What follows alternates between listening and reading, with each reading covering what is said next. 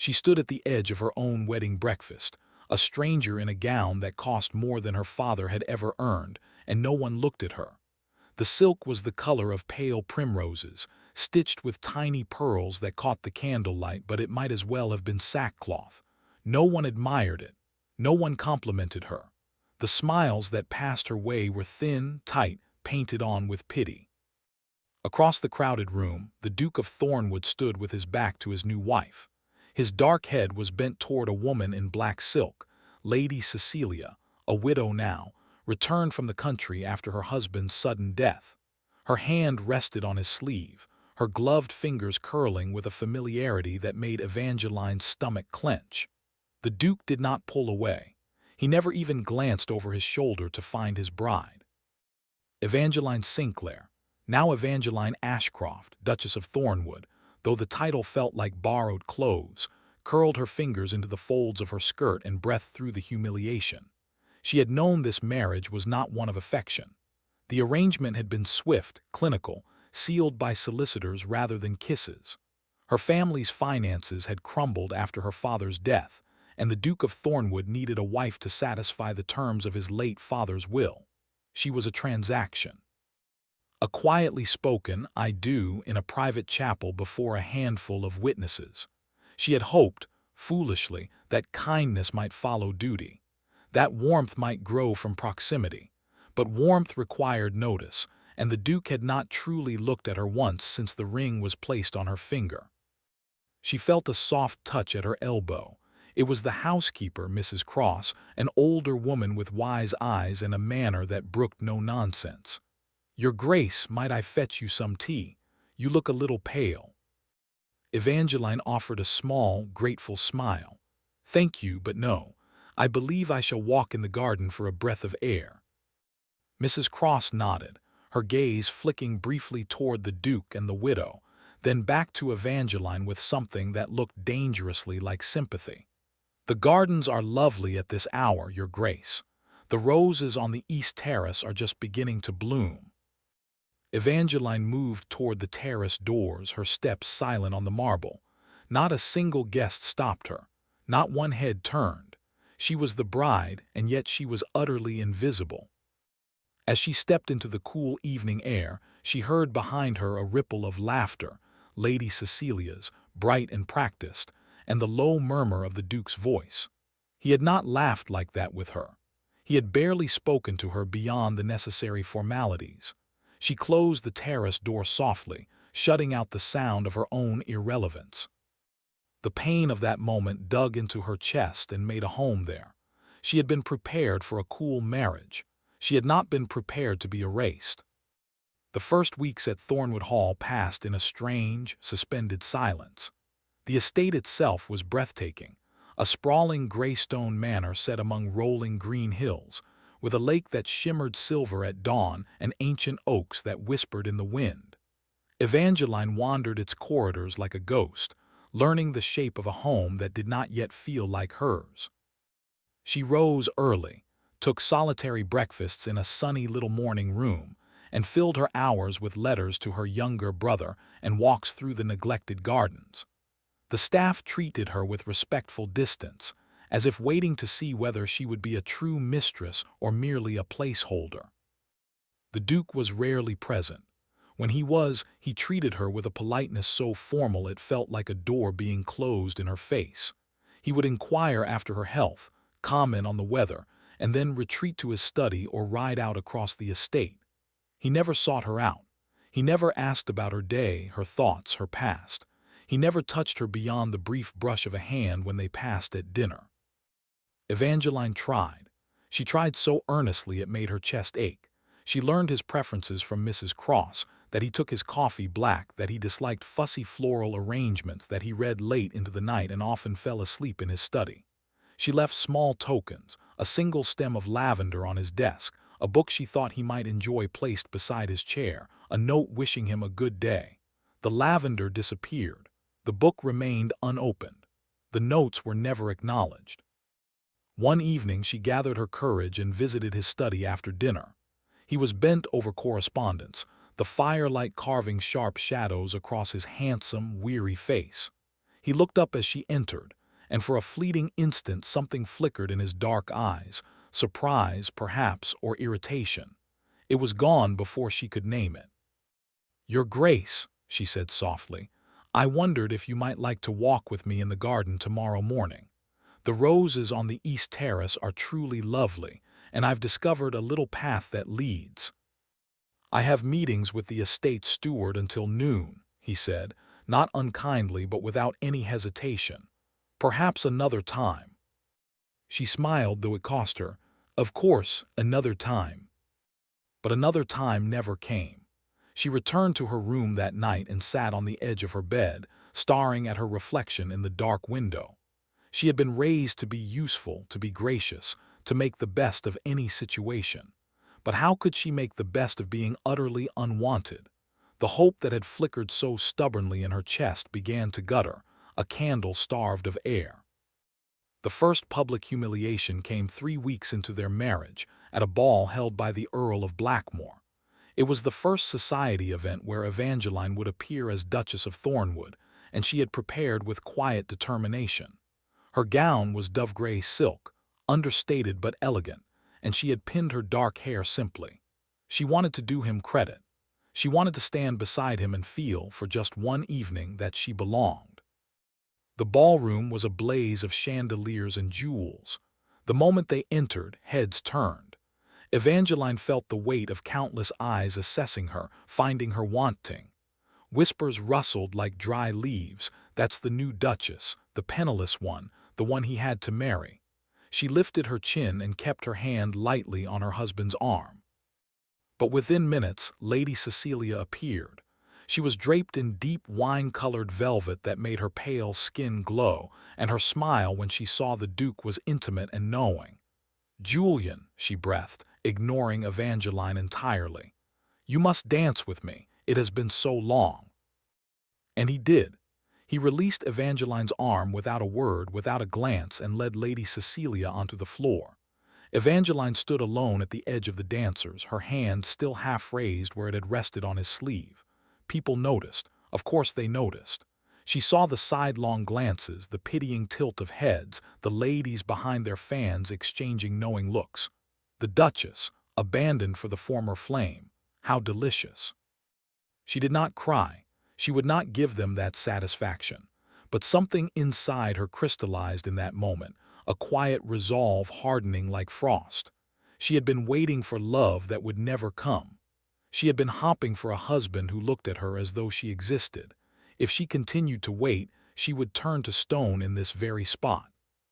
She spent the remainder of the ball in a small alcove, speaking politely to anyone who approached but never again seeking him out. When they finally returned to Thornwood Hall in the dark hours of morning, the silence in the carriage was suffocating. He did not ask why she had been so quiet. He did not seem to notice that she had stopped trying. The change began not with a dramatic declaration, but with a small, quiet decision. Evangeline stopped leaving lavender on his desk.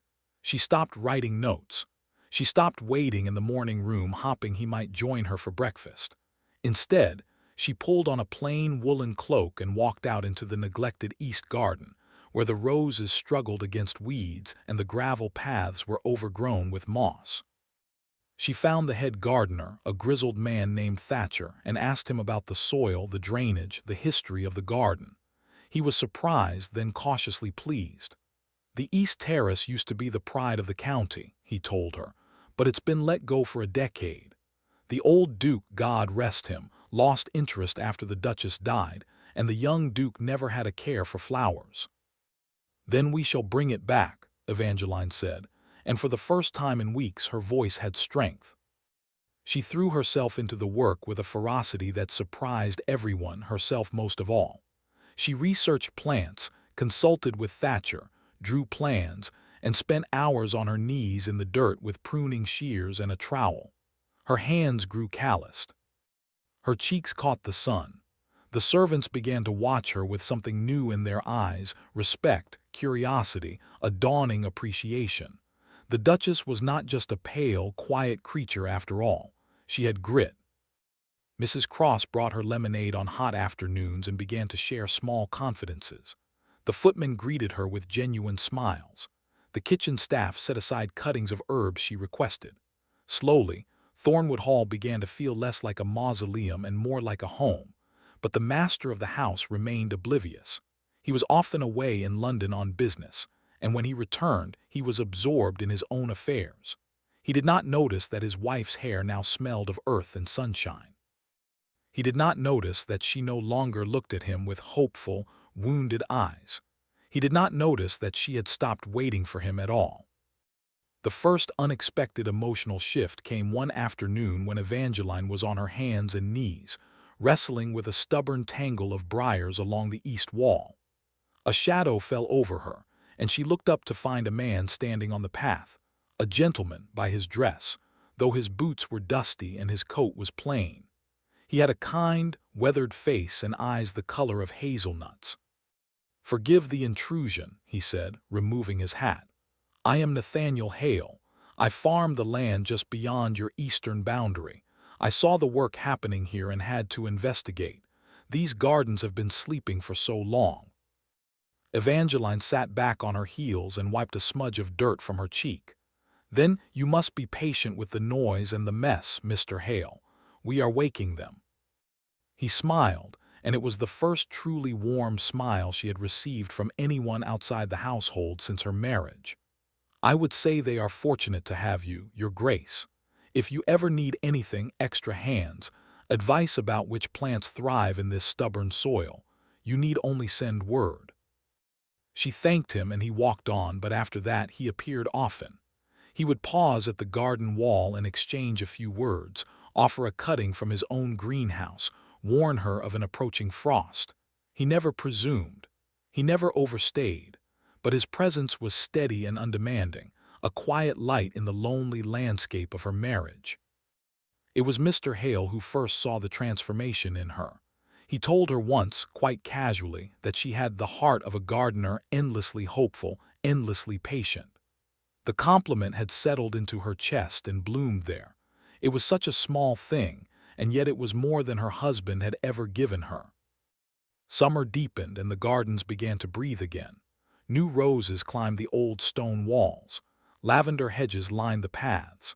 The east terrace became a place of color and scent, and Evangeline began to host small gatherings there, tea for the vicar's wife, a luncheon for the local gentlewomen. She was building a life, piece by piece, that did not depend on her husband's affection. She was no longer the invisible bride. She was becoming someone else entirely, someone she liked. And that was precisely when the Duke began to notice. It was a late August evening when Julian Ashcroft, Duke of Thornwood, returned from London after a fortnight away. He rode up the long drive as the sun was sinking, and he was tired in a way that had nothing to do with travel. The business of the estate had been tedious, but it was the emptiness of his rooms in town that had worn on him, the silence, the hollow feeling he could not shake. He had expected relief upon seeing Thornwood's familiar towers. What he found instead unsettled him. Lights blazed from the east terrace. He could hear laughter, the clink of teacups, the murmur of voices. He dismounted and handed his horse to a groom, then walked toward the sound. What he saw stopped him in his tracks. The terrace, which he remembered as a wild tangle of neglect, was transformed. Lanterns hung from wrought iron stands. Flowers cascaded in clouds of pink and white. And at the center of it all was his wife, his quiet, overlooked wife, presiding over a table of ladies with a warmth and grace that made her almost unrecognizable. She was laughing. She was radiant. Her cheeks were flushed, her hair loose in soft waves, and she wore a simple gown of cornflower blue that made her look like a piece of the summer sky. And beside her, leaning a little too close, was a man, a farmer by the look of him, with broad shoulders and a tanned face. He was handing her a cup of tea and their fingers brushed. She smiled up at him. The man smiled back. Something hot and jagged twisted in Julian's chest. He did not recognize the feeling at first. It was raw, uncomfortable, and entirely irrational. He had no claim on her affections. He had given her no reason to reserve her smiles for him, and yet the sight of that smile, directed at another man, felt like a betrayal he had no right to name. He did not approach. He turned and walked into the house through a side door, his jaw tight. Mrs. Cross found him in his study, staring into the empty grate. "Your Grace, you've returned. Shall I have supper sent up?" "The Duchess is entertaining," he said, his voice clipped. "Yes, Your Grace. She hosts a small gathering each week. The ladies of the neighborhood are quite fond of her, and Mr. Hale has been most helpful with the garden." Mr. Hale, the farmer, the man who made her smile. "I see," Julian said, and dismissed the housekeeper with a curt nod. He did not join his wife that night. He told himself it was because he was tired, because he had correspondence to attend to, because it did not matter. But the truth was far more uncomfortable, and it gnawed at him long after the house fell silent. The second unexpected emotional shift happened at a formal dinner a week later, when Lady Cecilia arrived uninvited. She had a talent for appearing where she was not wanted, draped in silks and insinuations. Julian had known her for years, had loved her once, or thought he had before she chose a wealthier title over his younger, less assured self. Her return to society had stirred old memories, old wounds, and he had allowed himself to fall back into her orbit out of some misguided nostalgia. But lately, her company had begun to feel cloying, her laughter too sharp, her glances too calculating. At dinner, she positioned herself beside him and proceeded to dominate the conversation, her voice dripping with false sweetness as she directed barbed remarks at Evangeline. "How industrious you are, Duchess, to spend so much time in the dirt. One would almost think you were trying to avoid the house." Evangeline did not flinch. She lifted her wine glass with perfect composure. "I find the gardens far more welcoming than some drawing rooms, Lady Cecilia. They do not pretend to be anything other than what they are." A beat of silence. Lady Cecilia's smile tightened. How very philosophical, but then country life suits some people. Not all of us are so easily satisfied. "I have learned that satisfaction is not a matter of place," Evangeline replied quietly, "but of peace." Julian looked at his wife then, really looked at her, and felt the ground shift under his feet. Where was the hesitant girl who had left lavender on his desk? Where was the woman who had looked at him with those hopeful, wounded eyes? This woman was calm, self-possessed, utterly uninterested in his approval. She did not glance at him for support. She did not seek his gaze. She was sitting at his table under his roof, and she was 1,000 miles away. Lady Cecilia attempted another volley, but Julian cut her off mid-sentence. "Cecilia, it grows late. I'll have the carriage brought round." She stared at him, startled. "Julian, it is barely 9 o'clock." "I have matters to discuss with my wife," he said, and his tone left no room for argument. After Lady Cecilia had departed in a swirl of offended silk, the house felt unnervingly quiet. Julian walked Evangeline to the foot of the staircase, his mind churning with words he could not quite form. She paused with her hand on the banister and looked up at him. Her eyes were clear and steady, and in them he saw no trace of the yearning that had once been there. "You did not need to send her away on my account," she said. "I am quite capable of managing Lady Cecilia." "I did not send her away on your account," he said, and it was a lie so transparent that he winced internally. She was tiresome. Evangeline simply nodded, as if his explanation was of no particular consequence. "Good night, Your Grace." "Evangeline." Her name came out before he could stop it. She turned back. "The gardens, they are remarkable. You have done something extraordinary." She did not smile. She did not soften. She merely inclined her head. "Thank you, they gave me something to care for when I had little else." Then she climbed the stairs, leaving him standing in the hall with the echo of her words knocking against his ribs. He had given her little else. He knew it. The knowledge sat in his stomach like cold stone. The days that followed were a slow, torturous unraveling. Julian found himself watching Evangeline with a new and uncomfortable intensity. He noticed the way the servants brightened when she entered a room. He noticed the easy camaraderie she shared with Thatcher the gardener. He noticed, with growing irritation, the frequency of Nathaniel Hale's visits. The man seemed to have an inexhaustible supply of gardening advice, and Evangeline always received him with that same warm, unguarded smile that Julian had never earned. One afternoon, Julian stood at the window of his study and watched them together in the rose garden. Hale was demonstrating some pruning technique, his hands close to hers as he guided the shears. Evangeline laughed at something he said, a sound bright and free. Julian's hand tightened on the window frame until his knuckles ached. Jealousy was not an emotion he had ever expected to feel, and it burned through him with humiliating force. He wanted to stride outside and demand that Hale leave. He wanted to pull Evangeline away, to claim her attention, to make her look at him the way she had once looked at him, with hope, with longing, with something that had died because he had starved it.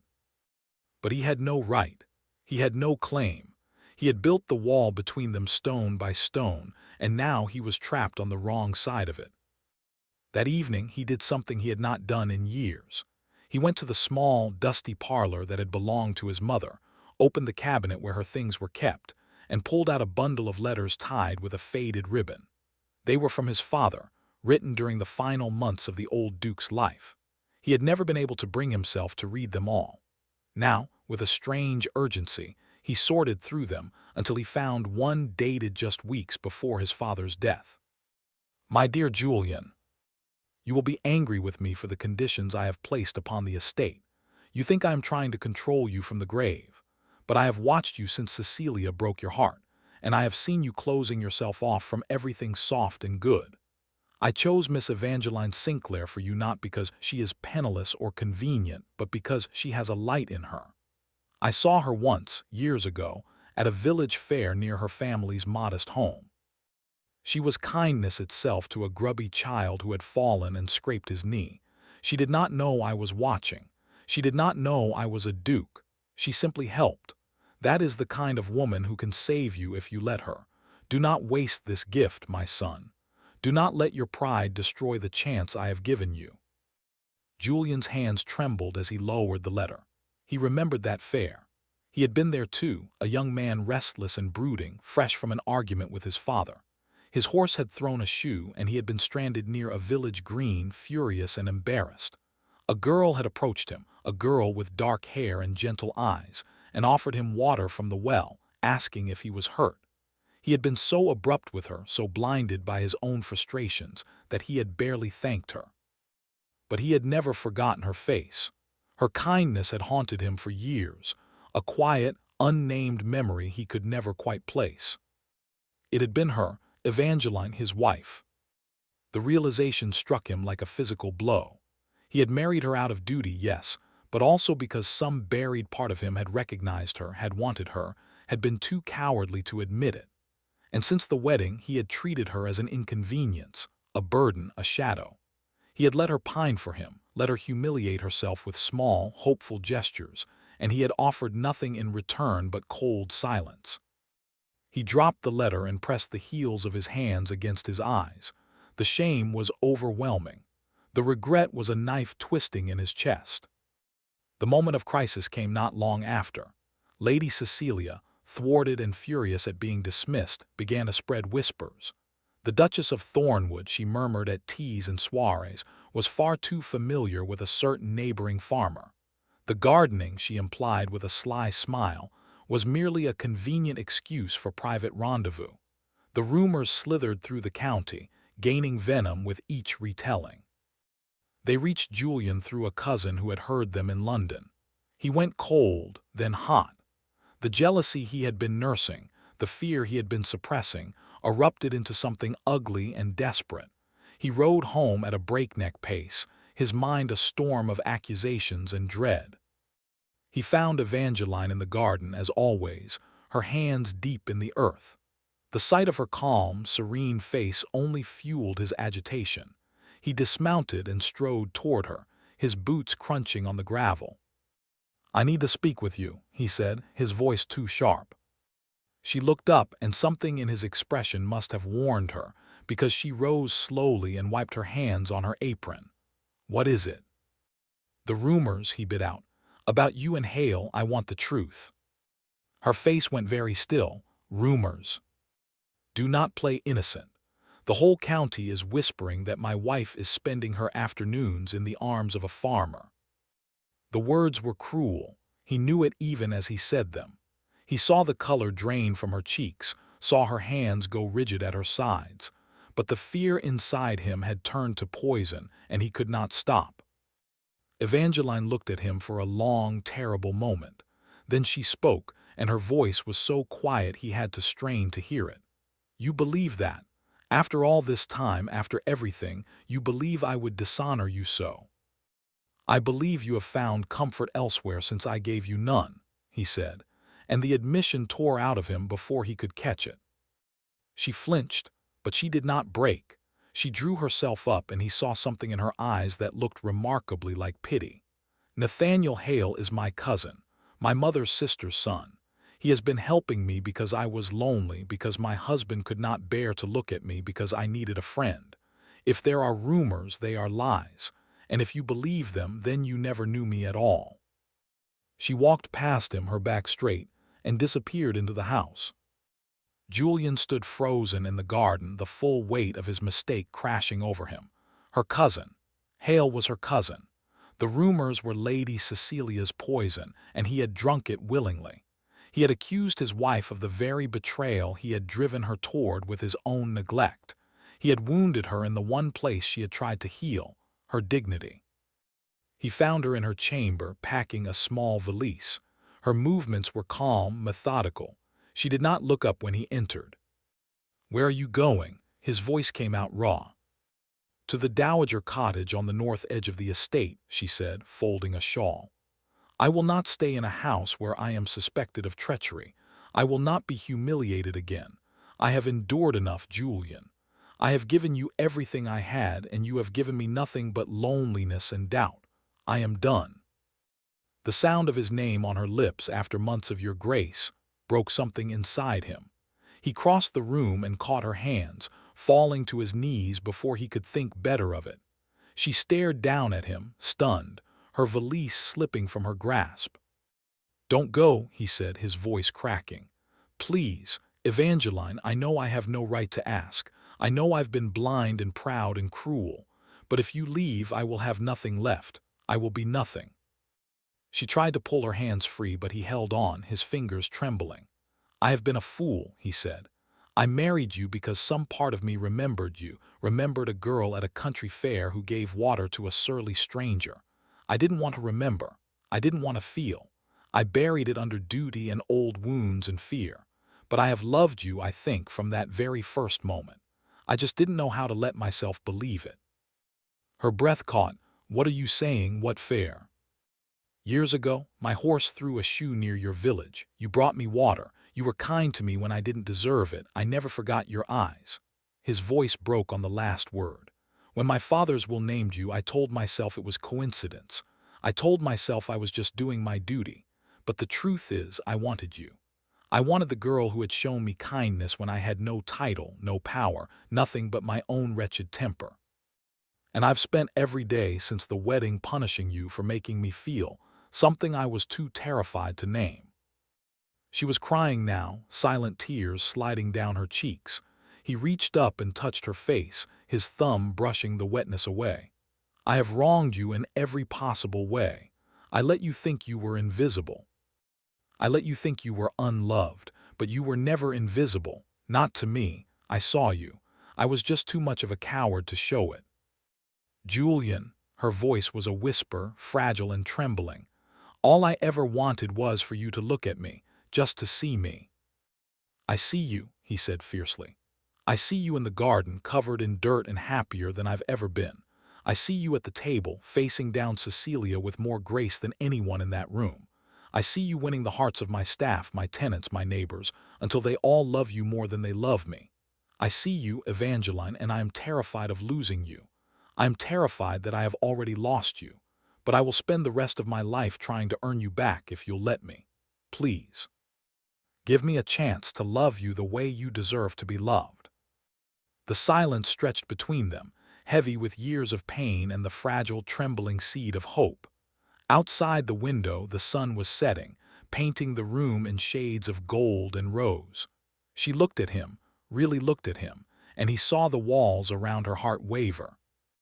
"I don't know if I can trust this," she said, her voice thick with tears. "I don't know if I can trust you. You have broken my heart so many times without even realizing it." "I know," he said, and his own eyes burned. "I know, and I will spend every day proving to you that I am not the man I have been. Let me try, that is all I ask. One day at a time, one small, imperfect, hopeful day." She was silent for a long moment. Then slowly she knelt down to meet him, so they were both on the floor, both stripped of pride and pretense. "I do not know if I can forget," she whispered, "but perhaps I can learn to forgive. Perhaps we can learn together." He let out a breath that was half sob, half laugh, and pulled her gently into his arms. She came, hesitantly at first, then with a surrender that made his heart crack open. He buried his face in her hair, breathing in the scent of earth and roses, and held her as if she were the most precious thing in the world. Because she always had been.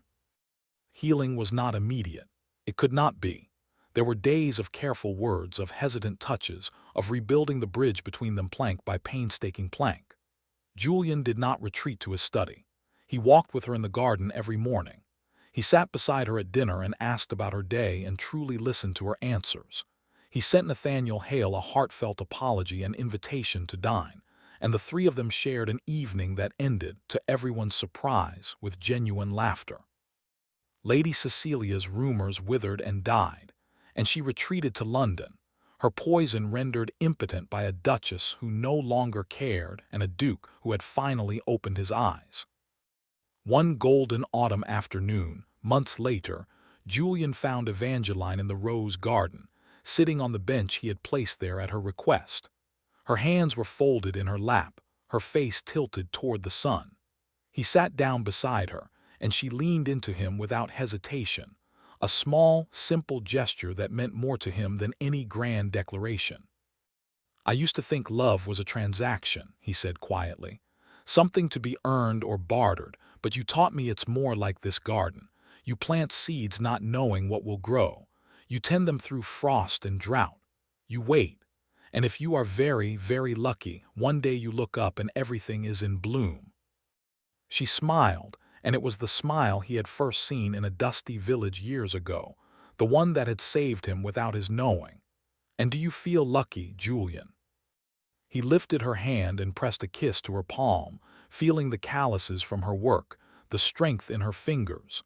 "I feel like the luckiest man in England," he said, "and I will spend the rest of my life making sure you feel the same." She turned her hand to cup his cheek, her touch gentle and sure. "I already do," she said. "I already do." The sun sank lower, spilling amber light across the blooming roses, and the Duke and Duchess of Thornwood sat together in the garden they had both helped to grow, their hearts finally beating in the same quiet, hopeful rhythm. The pain of the past had not disappeared, but it had softened into something bearable, a foundation upon which something new and strong and breathtakingly beautiful could be built. And as the first stars pricked the evening sky, they walked back to the hall hand in hand, the silence between them no longer empty, but full of all the words they now knew how to say.